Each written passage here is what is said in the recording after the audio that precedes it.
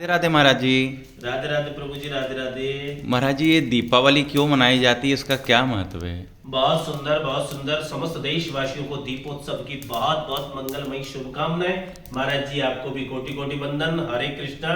देखो, दीपावली आज से ही नहीं, दीपावली तो अनादिकाल यानी सतयुग, त्रेता, द्वापर और कलयुग, सतयुग से मनाई जा रही है।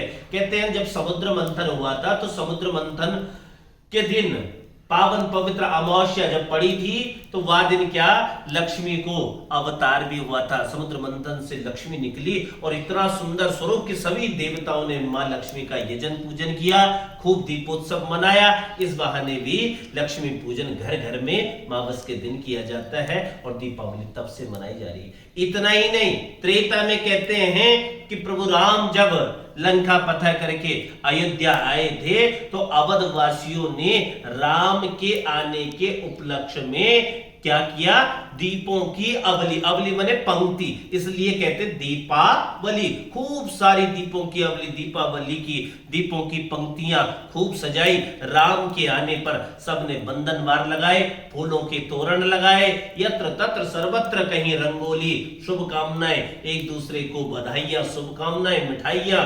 प्रसाद इत्यादि घर घर बंटवाए और ये पावन पवित्र दीपावली के रूप में हम सभी लोग मनाते हैं। पर बात ये भी आ रही है कि लक्ष्मी पूजन तो होता है पर राम जी का पूजन क्यों नहीं है ना।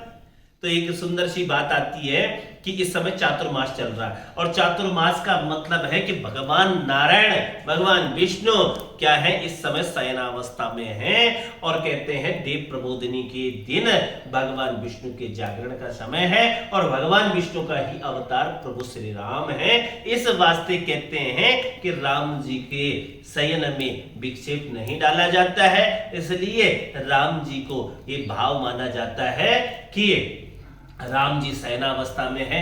कहने का भाव कि भाव का भूखा हूं मैं और भाव ही एक सार है, भाव से भजता है जो मुझे भव से बेड़ा पार है, यही भाव है। और इसलिए राम जी की पूजा तो अनंत काल से होती है पर दीपावली में आपने देखा होगा सिर्फ लक्ष्मी और गणेश। लक्ष्मी और गणेश क्या है, लक्ष्मी अगर धन है तो गणेश जी बुद्धि है और बुद्धि नहीं होगी तो उस धन का उपयोग हम सन्मार्ग में कैसे करेंगे और सन्मार्ग में नहीं करेंगे तो वो धन आपके लिए अलक्ष्मी के रूप में परिवर्तित हो जाएगा जो आपको विनाश की कगार पर ले जाएगा। इसलिए लक्ष्मी और गणेश की पूजा का विधान इसीलिए विशेष है कि आपके पास लक्ष्मी आ गई तो लक्ष्मी के लिए आपको बुद्धि चाहिए, तो बुद्धिदाता जो है भगवान विघ्न विनाशक हैं। इसलिए तो कहते हैं विघ्न हरण मंगल करण श्री गणपति महाराज, प्रथम निमंत्रण आपको पूर्ण करियो काज, पूर्ण करियो काज।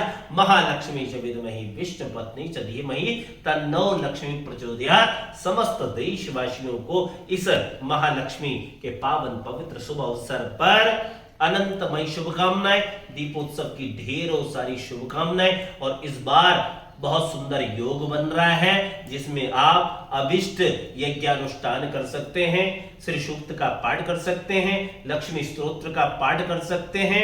और ये आप 31 तारीख से शुरू करके और 1 तारीख तक यानी जितने से जितने अमावस्या है इस टाइमिंग तक 31 तारीख से और 1 तारीख शाम तक आप इस अनुष्ठान को कर सकते हैं। बहुत ही शुभ और लाभकारी योग बन रहा है इस समय।